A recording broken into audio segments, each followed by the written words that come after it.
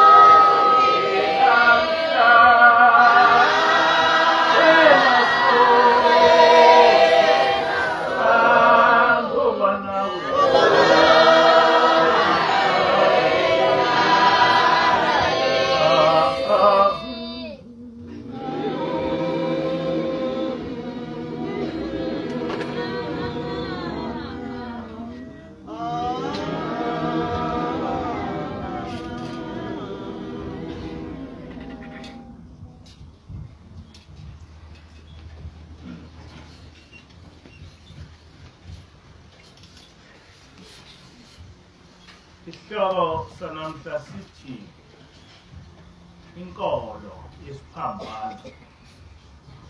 Inkolo yesiphambano. Ngizofunda incwadi kaJeremiya 16 verse 19. Incwadi kaJeremiya 16 verse 19. Jehova, mandla ami nenqaba yami, siphephelo sami ngosuku lokuhlupheka. Bayakuza kuwe abezizwe bevela emajukujukwini omhlaba bathi, obaba bethu abadlanga lifa, kodwa amanga odwa, izinto ezingananzuzo. Amen. La mazwi ayekhulunywa uJeremiya, eprofet, uthi kukhona isikhathi esizayo lapha abezizwe abayawuqhamuka emajukujukwini omhlaba, uma sebefikile bese bethi, obaba bethu abadlanga lifa, kodwa amanga odwa, izinto ezingenanzuzo. Lesi kwakuyisiprofet esenzeka, ngoba kwahamba ekuhambeni kaJesu emhlabeni kwasekuvela inkolo. Le nkolo esithi umthetho kaNkulunkulu uyisithunzi, uyinto engathi shu. Ngakho-ke uyinto okufanele ukuthi iqedwe.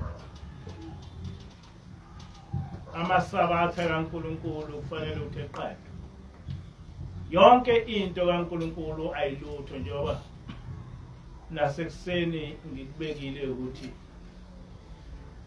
ama-Romans abanama-creeds lapho ayichitha khona inkolo kaNkulunkulu. Lento eyenziwa amaRoma yayiprofethiwe nguJeremiya ukuthi kuyofika isikhathi lapha abayothi lento enjengoba nithi nina ethi uNkulunkulu siyindlalifa yakhe, leyo nto leyo into engekho, nilandela into engananzuzo. Ngikhulumile kakhulu ngalokhu emsakazweni obhozini. Ngifisa ukuba ngichaze kabanzi ngesiphambano lesi nabo lesi esesenziwa inkolo.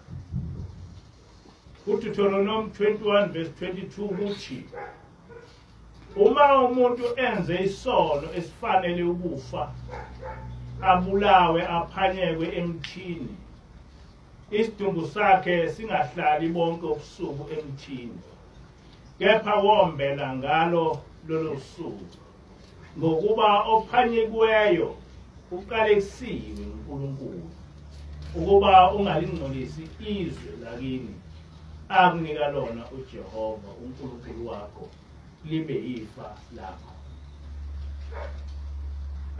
Kuwumthetho owashaywa uNkulunkulu, njengoba zonke incwadi ezihlanu ziwumthetho kaNkulunkulu, ukuthi uma umuntu enze isono esifanele ukuba abulawe, lo muntu uyobulawa ngokuba ephanyekwe emthini. Kodwa uma esephanyekiwe emthini wafa, engahlali emthini, kodwa angcwatshwe ngalolo suku, ngoba umuntu ophanyekwe emthini uyisiqalekiso. Ngakho-ke uma ehlaliswa emthini uyongcolisa izwe eliyifa labantwana bakwa-Israyeli. Umthetho lo kaNkulunkulu. Lapha akukhulunywa ngendaba yesiphambano. Akukho lapho ukuthi umuntu uma ephaka ephanyekwe esiphambanweni noma ebethelwe esiphambanweni kuthiwa uma umuntu ephanyekwe emthini. NoJesu waphanyekwa emthini. Uma ufunda izenzo 5 verse 30, izenzo 5 verse 30 kwakukhuluma uPetro. uPetro wayekhona uJesu ebethelwe. So le nkulumo yezenzo 5 verse 30 inkulumo eyayikhulunywa umuntu owayekhona wabe sebhala okwenzeka ekhona. Uthi ke uPetro uNkulunkulu wababa wamvusa uJesu enambulala nina ngokumphanyeka emthini. Lo uNkulunkulu wamphakamisa ngesokunene sakhe abe inkosi nomsindisi ukuba anike uIsrayeli ukuphenduka nokuthethelelwa kwezono. Ngiyaphinda futhi lamazwi. uNkulunkulu wababa wamvusa uJesu enambulala nina ngokumphanyeka emthini. Lowo uNkulunkulu wamphakamisa ngesokunene sakhe abe inkosi nomsindisi. Akukho lapho ukuthi uPetro akasho ukuthi uJesu wabethelwe esiphambanweni. Uthi waphanyekwa emthini. Nakwizenzo 10 verse 39 uPetro ukhuluma lokho uthi nathi singofakazi bezinto zonke azenzayo ezweni labaJuda naseJerusalem. Yena abambulalayo bamphanyeka emthini.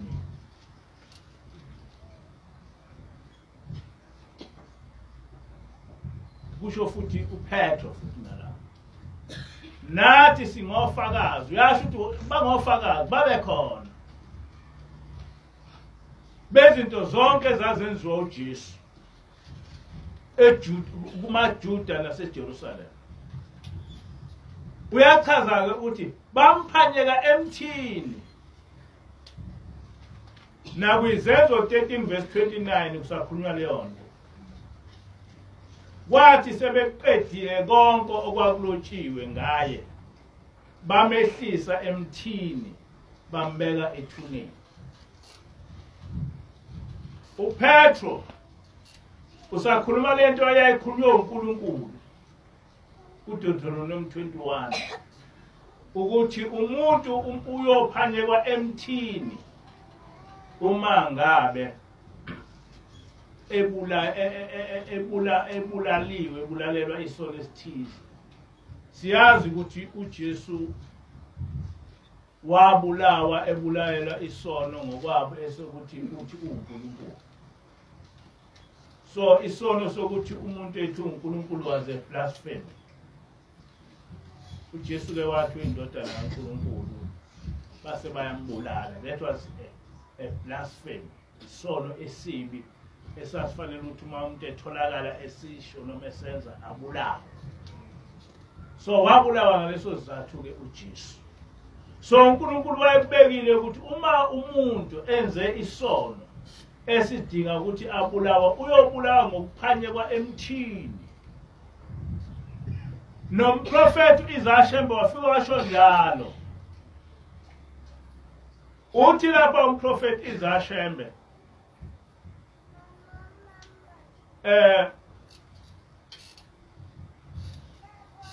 isoni sasilenga emthini hayi esiphambanweni ngoba bonke kodwa uma uthola lapha kumalokhuza kumalokhuza kuyabekwe iphambano nesoni sasilenga emthini hayi esiphambanweni. Kodwa uma ufunda lezi incwadi ezintathu noma ezine zomaTestament Elisha azisho ukuthi emthini zithi wabethelwa esiphambanweni. Kodwa lezi incwadi ezine uMathewu, noMark noLuke noJohn ayizange zabhalwa abantu ababekhona, zincwadi ezabhalwa muva, kodwa uPetro kubhale umuntu owayekhona uJesu ebulawa noma efakwa emthini noma ebethelwa emthini, wayekhona. Yini eyenze ukuthi umuntu wayekhona kubethelwa uJesu, ethi uJesu wabethelwa emthini, kodwa lezi incwadi zingabe isasho ukuthi kwakusemthini bese zithi kwakusesiphambanweni. Ngithe uma ngilandela lento ngathola isimangaliso ukuthi laba abakwazi ukufunda amaBhayibheli esiGreek akukho esiBhayibhelini lesiGreek ukuthi uJesu wabethelwa esiphambanweni. Kodwa njengoba ngihlale ngisho ngithi maningi amaqiniso ongasiwona amaqiniso enziwayo uma sekubhalwa iTestament elisha, babekwazi ukuthi behumushe into ngendlela engayona, babekwazi futhi ukuthi befakele into engekho, bekwazi futhi ukuthi bekhiphe into ekhona. Ngiyangithi ngithini? Okokuqala ngenkathi kubhalwa iTestament elisha lali libhalwe ngendlela ukuthi livumelane netheology esebeyakhile, babekwazi ukuthi behumushe into engasiyona, njengoba njena kuthiwa ngesiGreek leli Testament elisha labhalwa ngesiGreek. Ngenkathi kubhalwa lezi incwadi zisuselwa esiGreekini, isiGreeki sithi wabethelwa emthini noma kwiPole. Yazi iPole? iPole wathatha umuthi wafika wagcunyekwa, hayi isiphambano. Kodwa kuthe mase khunyushelwe esiLatinini noma elokhuzeni esingisini kwasekuthiwa kwaba isiphambano. Kodwa basebekhohlwa ukuthi lo muntu owayekhona ngoba uPetro wayebhalela yena into eyenzeka kuye eyibona ukuthi yena akakhulumanga ngesiphambano ngoba wayekhuluma ngento eyayenzeka kuye, futhi into eyayisho uNkulunkulu ukuthi umuntu uma enze leli cala uyobethelwa emthini. uPetro yena wayesekubhala njengoba kunjalo, kodwa lezi incwadi ezine zaseyikhuluma ngesiphambano ukuthi he was crucified on the cross. Manje ke uma sekuthiwa wabethelwa esiphambanweni, kwasekuba nenkolo yesiphambano, kwaba nenkolo yesiphambano. Lenkolo yesiphambano yaba inkolo enkulu kakhulu. Lezi phambano zase njengoba niyibona nje oRosari, iRosari inesiphambano ngoba inkolo yesiphambano. Noma ikuphi lapho umuntu khona ophethe iRosari usuke ephethe inkolo, ephethe uNkulunkulu wakhe. Noma ngabe uvelelwa yini ushaya isiphambano. And we do it, but we do not know the origin and the purpose thereof. But we do it.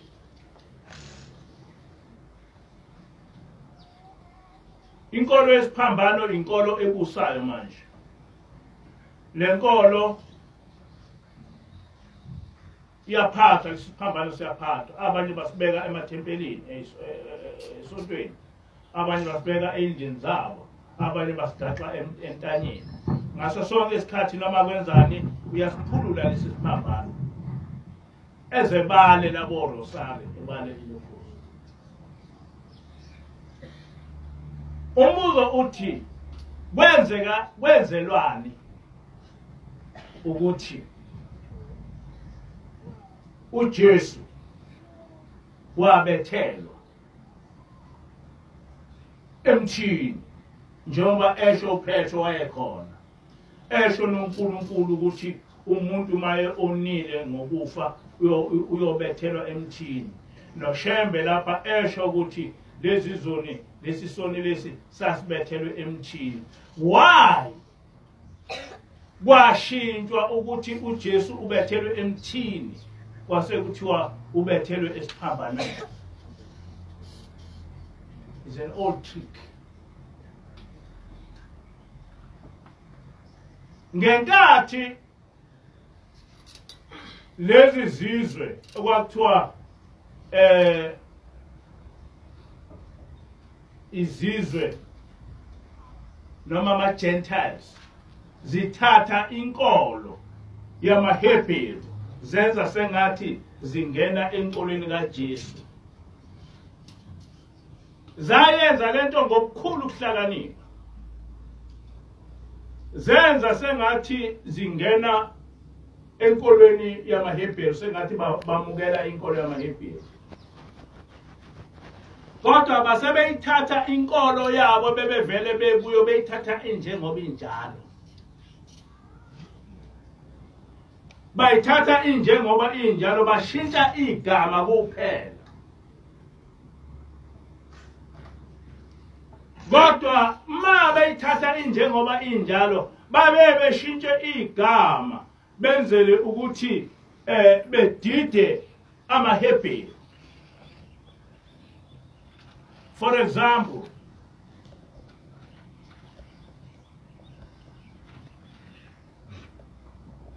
usuku lwesonto kwakuwusuku lokukhonza uNkulunkulu wesonto mangithi uNkulunkulu wesonto kubizwa kuthiwa is a Sunday is a sun worship babe khonza ilanga uma bekhonza ilanga base benza sengathi bakwemukela lenkolo yamaHebheru kodwa ukuze beqhubeke nokukhonza ilanga base bakha izinto eziningi ezokwenza ukuthi idida abantu uma ngabe ubukile laphana uthi uNkulunkulu umuntu uma ngabe ebulewe ngoba enze isono esifuna ukuthi ebulawe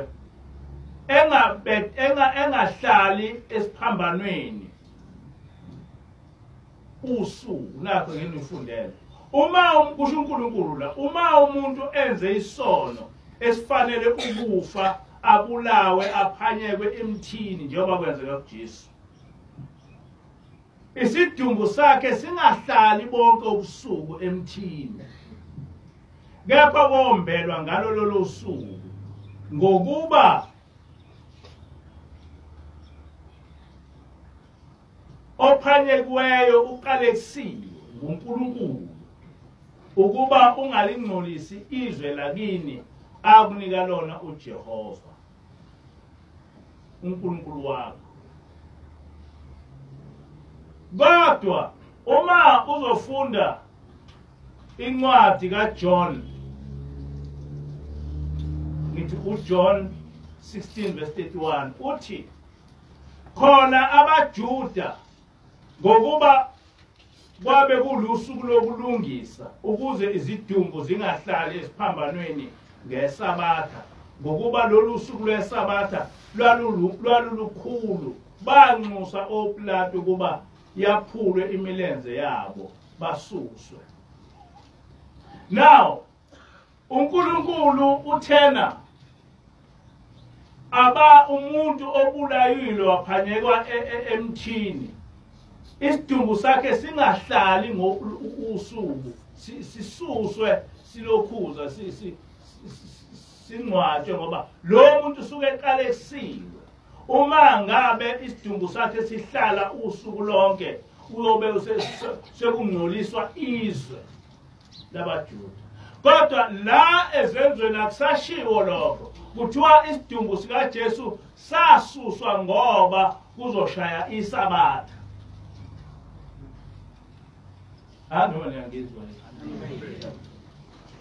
uNkulunkulu uthi isidumbu asingahlali asisuswe uma ngabe sibethelwe, ngoba lo muntu lo usuke enesiqalekiso betheliwe. Uma isidumbu somuntu obetheliwe sihlala phezulu usuku kuyongcola izwe, ungcolise izwe labantu abangcwele. Kodwa lapha akusashiwo lokho, sekuthiwa isidumbu sikaJesu sasuswa elokhuzeni esiphambanweni ngoba kubalekelwa ukuthi kushaye isabatha. Lento lena according to these writings yayisho amaJuda, kodwa amaJuda angenziwa njalo ungakwazi ukuthi isidumbu somuntu obulewe ahlale. Kodwa zikhona isizathu esenza lokho. Okokuqala, babengafuni ukuthi bethi isidumbu sikaJesu sasuswa ngoba engcolile. Ngoba phela noma ngabe wayengangcolile, kodwa kwafanele bekusho ukuthi ngoba wayengcolile ngoba kwakusho uNkulunkulu.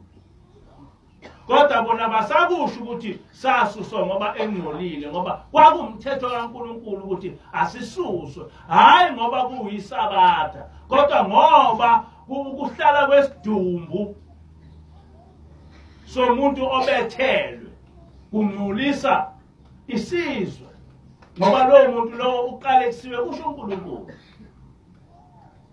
But now isizathu esisinikwa sona akusona. Manje ke ikuphi kuyikho? Ngoba seKorinte 6 verse 16 uPaul uthi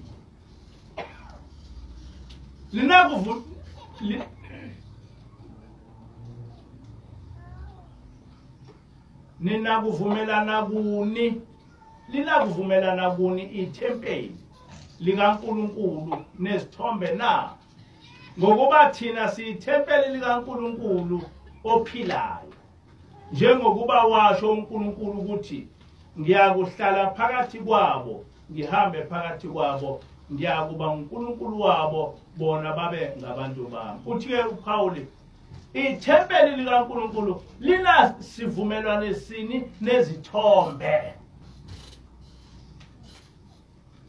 Ethempelini likaNkulunkulu ungazibeka kanjani izithombe? Ethempelini likaNkulunkulu ungakwazi kanjani ukuthi uthathe isithombe usibeke phambi kwakho bese uguqa phambi kwakho baso bese uyathandaza? Ngoba uNkulunkulu wathi singayikhonzi izithombe, kodwa emasontweni amanye uthathwa isithombe sikaJesu, umuntu efike eguqe phambi kwaso, sakhiwe eguqe phambi kwaso, ebize ethandaze, uthatha isithombe sikaMaria uguqe phambi kwaso, thandaza. Umuntu ethathe isithombe serosari esinesiphambano esenze sibe uNkulunkulu waso, noma bevelelwa yini ethintele lesi sithombe. Kuvumelekile yini uNkulunkulu ukuthi umuntu ekhonze isithombe? Ubuza uPaul ukuthi yini ithempeli linakuvumelana kuni ithempeli likaNkulunkulu nezithombe na? Umbuzo ke uthi kwakwenzelwani ukuthi kushintshwe lokho kwakusho uNkulunkulu nalokho kwenzekayo, ukuthi uJesu wabethelwa emthini bese kuthiwa uJesu wabethelwa esiphambanweni. Khona into abantu abangayazi. Inkolo yesiphambano yaqala emva kwa-300 AD. 300 years uJesu wafa. Bonke abapostoli namaKristu amadala akazi lutho ngenkolo yesiphambano. Kodwa inkolo yesiphambano yaqhamuka 300 years after Jesus' death.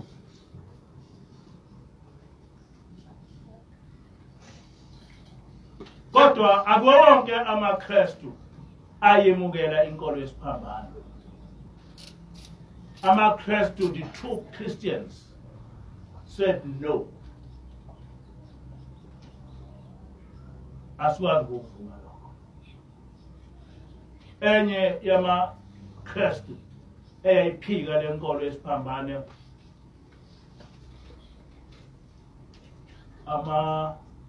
Watchtower, Jehovah's Witness. Nabo bayichaza njengoba ngiyichaza. Bayazi bakhona Jehovah's Witness abake bakholwa khona. Angibasho abasafuna ukuthi bazobaba. Kodwa ngiyabazi ngeke ngibakhona. Kodwa bayangifakazela ukuthi Jehovah's Witness ayisamukeli isiphambano. Njengoba ichaza la ukuthi uJesu okokuqala akazange waze wafa esiphambanweni. Okwesibili, isiphambano lokhuza awukwazi ukuthi ungakhonza isithombe ngoba uNkulunkulu yakwenqaba lokho. Le nkolo yesiphambano yavela kanjani? These things are important to be explained to you because ma abantu bezenza noma singazenzi anazi ukuthi asizenzi ngani. La ebandleni lamaNazaretha ayikho inkolo yesiphambano. Ungasifaki isiphambano. Mina ngathi ungasifaki. Noma besinoJesu ungasifaki. Ngoba that's false. Amanye amaNazaretha noma abanye abantu babethi kwenzeka kanjani pho ekuphakameni indlu yesonto ibe nesiphambano, kwenzeka kanjani isihlabelelo sibe nesiphambano. Angazi noma lesithetho sinaso yini.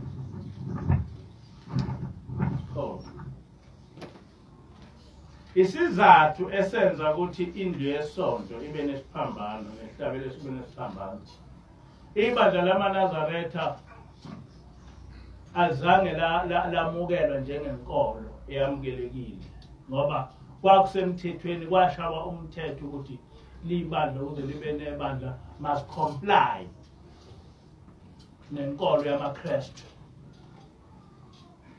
That was law. Ngisho ungathatha ama-forms amadala leyo nto iyatshengisa ngisho igama lakho kwafanele kube negama kuthiwa i-Christian name. Wawungaveli nje kuthiwa name kwakuthiwa Christian name. Yonke into yakuthiwa Christian name. So yonke into ngisho uyo-applyela indlu yesonto kwafanele ucomplye nelokhuza nama-doctrines elokhuza e-Christianity.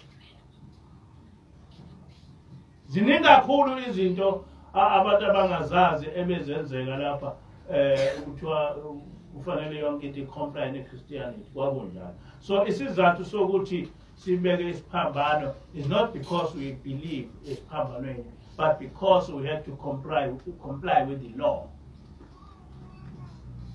Other than that, angaze ngibone ngoba indlu yesonto yakhiwa ngesikhathi lababili. Ubaba mkhulu akakaze ezikhulume ngesiphambano, akakaze sifake isiphambano. AmaNazaretha asifake isiphambano. Uma beningakwazi lokho senginitshela namhlanje ukuthi AmaNazaretha akasifaki isiphambano. Amen. Ngithena-ke kufanele siqonde ukuthi kwakungani ukuthi ishintshwe lento uJesu kuthiwa ubethelwe esiphambanweni kodwa nawe wabethelwe emthini. kwakunesabatha kodwa laseliyashintshwa isabatha lenziwa isonto kodwa ngenkathi kushintshwa isabatha kwenziwa isonto kwathiwa uJesu uvuke ngesonto baqondanisa nalolu suku lokukhonza kwabo basebethi ke asikhonze ngesonto ngoba uJesu uvuke ngesonto kodwa kungayiliqiniso ukuthi uJesu uvuke ngesonto kodwa kwakuyindlela yokuthi abantu bephiceke becabanga ukuthi uJesu uvuke ngesonto sisonta ngesonto ngoba uJesu uvuke ngesonto kanti sisonta ngesonto ngoba sikhonza uNkulunkulu welanga yikho kuthiwa Sunday usuku loNkulunkulu welanga kwathiwa uJesu wazalwa mhla ka-25 Disemba kodwa uJesu akazalwanga mhla ka-25 Disemba u-25 Disemba kwakuwusuku loNkulunkulu noma sengimkhohle ukuthi kwakubani kodwa ukuze sivalwe amehlo sibakhonzise sikhonze nabo lolu suku lolu ka-25 kwasekuthiwa usuku olwazala uJesu kodwa usuku nosuku lolu lingalokhuza lokufa kaJesu okuthiwa ama-Easters into engekho kodwa ukuze sikhonze u-Easter kwasekuthiwa ama-Easters usuku lokufa kaJesu kodwa uJesu wafa ngephasika uma i-Easter kuwusuku olwafa ngosuku kaJesu yini iphasika lingafani nokuza insuku zephasika zingafani nosuku loJesu waphela uJesu wafa elokhuzeni emhlanganweni wephasika pho yini iphasika lamalokhuza lamaJuda lingafani nosuku lokufa kaJesu ngoba phela lento yenzeka ngosuku olulodwa kufana nje nokuthi siyazi ukuthi sasivele sinayo iShaka Day kodwa namhlanje na iShaka Day sekuthiwa iHeritage Day lokho kwenzela ukuthi iShaka Day igujwe yibo bonke abantu kodwa iHeritage Day ngempela iHeritage Day noma iShaka Day ilokhuza uSeptember 24 iShaka Day yayivele ikhona iShaka Day ingakakhululeki eSouth Africa kodwa ukuze bonke abantu becabanga ukuthi sekulokhuza kwasekuthiwa iHeritage Day into enjalo uDecember 16 wavele khona kodwa kwakuyidinga Day kusuku lokugubha kwamabhomu ukuxoshwa kwethu ukubulawa kwethu kodwa namhla kuthiwa i-Reconciliation Day kodwa i-Reconciliation Day noma ilokho idinga Day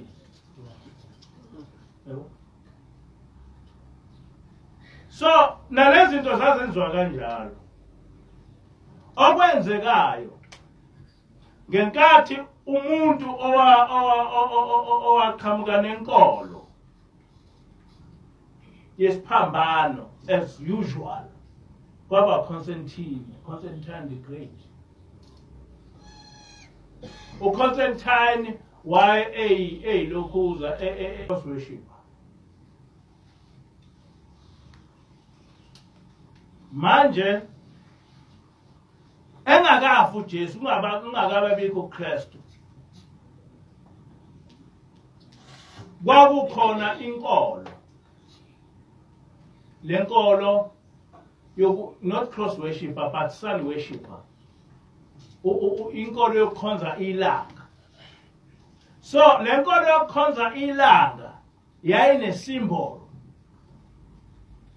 le symbol eyagcina inothi emele uTalmud noma iTalmud into enjalo.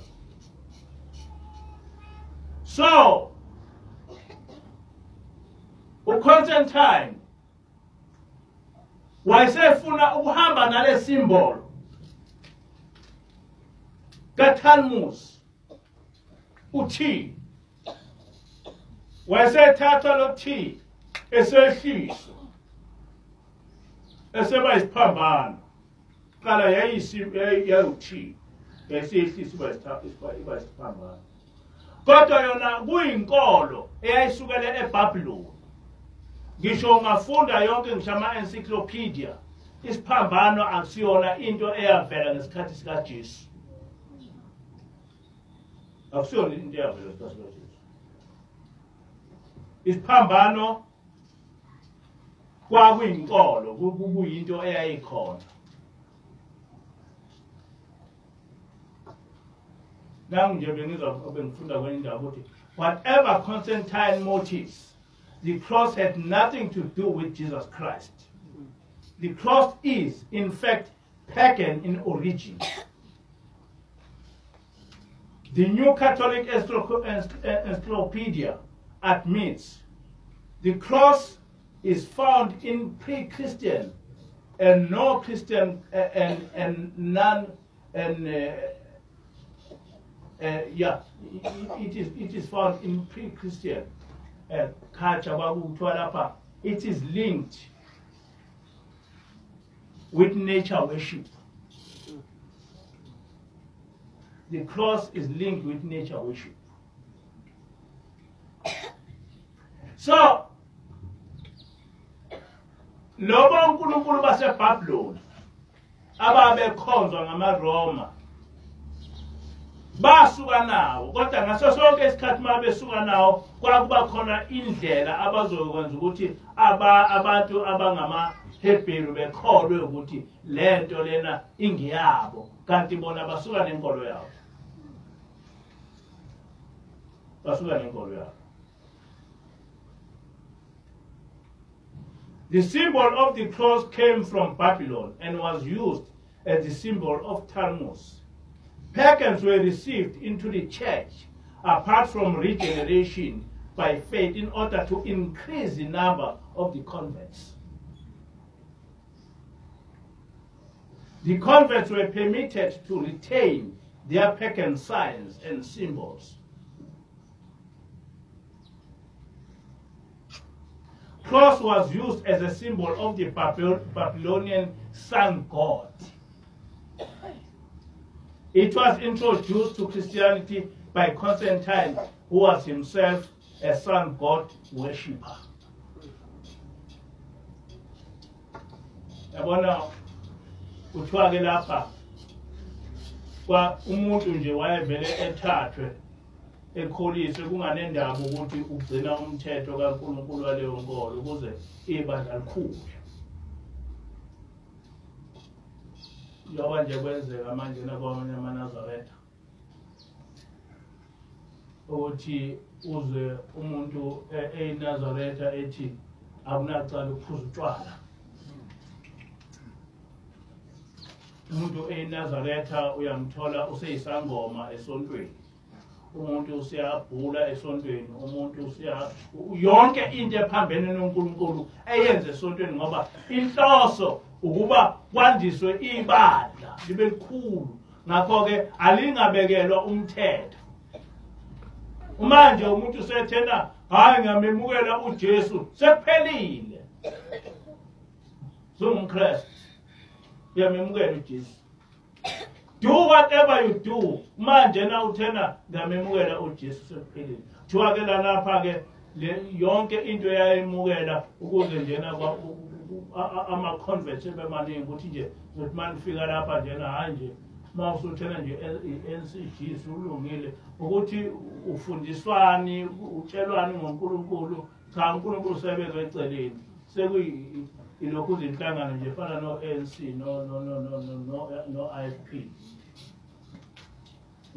Akho umthetho nje kufanele ukuthi hayi ngiyayimukela i-ANC ngiyayimukela i-IFP, kodwa ukuthi ubheke ukuthi uphile kanjani. No, into ebalekile umholi.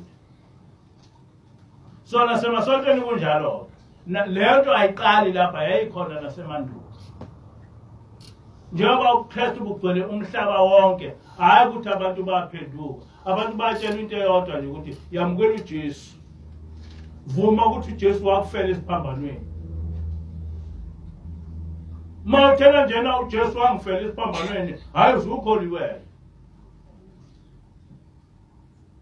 Ukuthi umthini umthetho kaNkulunkulu no. Kubhalwe lapha lezi zinto hayi ukuthi isuka kimi zibhaliwe kunencwadi ekhuluma lezi zinto zikazenzeka kanjani. I did not have time to quote books. Ekhuluma ngale mlando. So ke kwathi make uConstantine efuna uku-introduce le symbol. Wasebonakala ukuthi ukuze amaKristu ekhohliseke akuthiwe uJesu wafela esiphambanweni. Kanti lesi siphambano lesi isimboli yabo yenkolo yabo. Noma niyangizwa. Kwathiwa kwenziwa kwathiwa uJesu wafela esiphambanweni. Ngakho ke ngasisikhonze isiphambano ngoba wafela uJesu kuso. Kodwa inglosi yayikhuluma lento kodwa namanye amaKristu futhi ayikhuluma. Kodwa mina ngayize khuluma inglosi ukuthi mafike kungena umuntu lapha engigwaze ngolokhuza ngesikhali esithize. Bese leso sikhali nisifaka entanyeni yenu nisikhonze ukuthi sakwaza mina.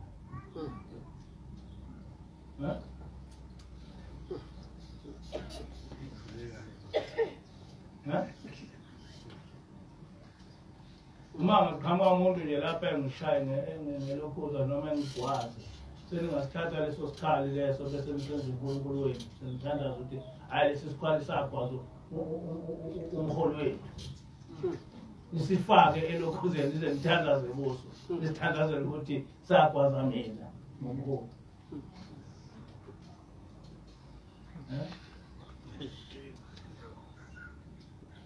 Angazi manje ngizwe.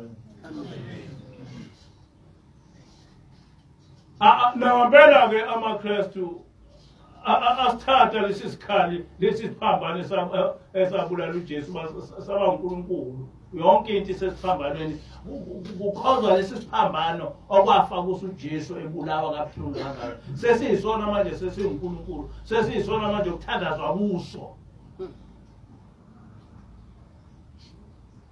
Kanjani? Ngoba ngokwazi kwami mina into ebulale umuntu noma ngabe nje into ebulale umuntu leswa nje isibhamu singeke sisibekwe obala nje ngoba isidama sike sabekwa obala nje into nje ebulala umuntu ngisho lo mesele uyathatha uyotshingwa ngoba usisiqalekiso.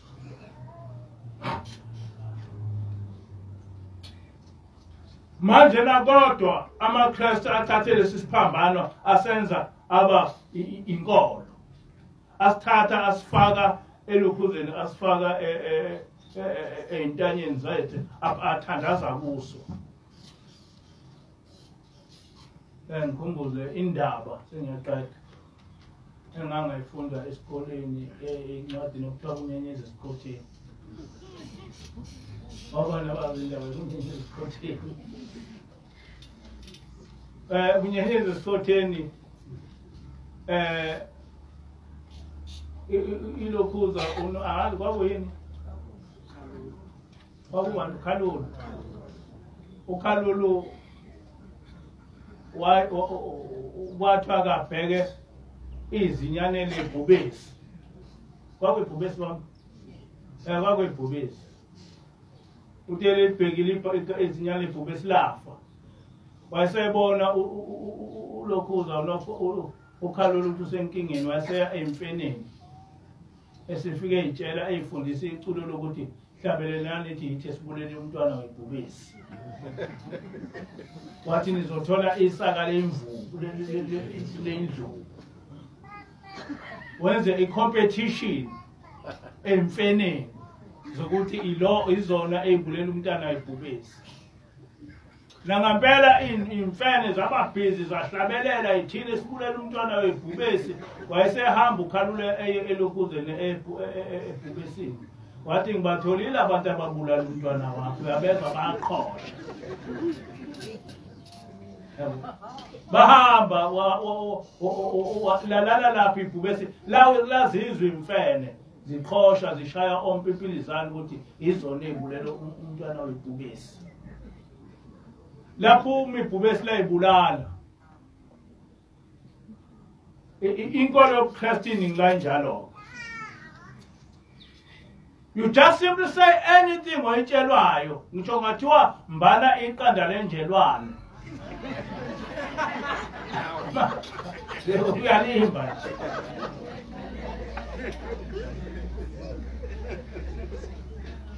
Just imagine umuntu akasakwazi ukulizini ukuthi how can I take isiphambano esibulala inkosi yami bese ngithandaza kuso kanjani? You just do anything oyitshelwayo. You don't reason. No, ama-Christian nje amaningi do not reason. They don't reason. UConstantine wathatha inkolo yakubo.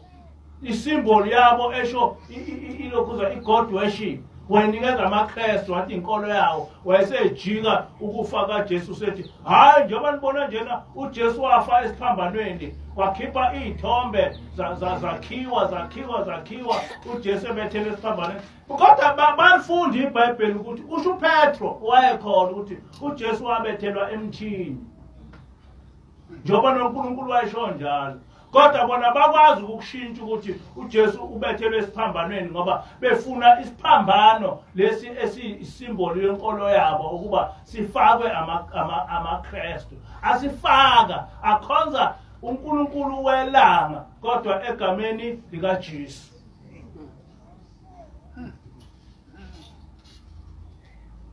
Bawugcina ngamaKristu ngeke thina besifezile. Amen.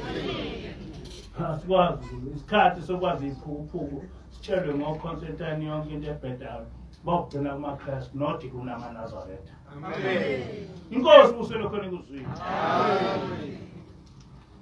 Inkosi usephambi kwebala. Amen.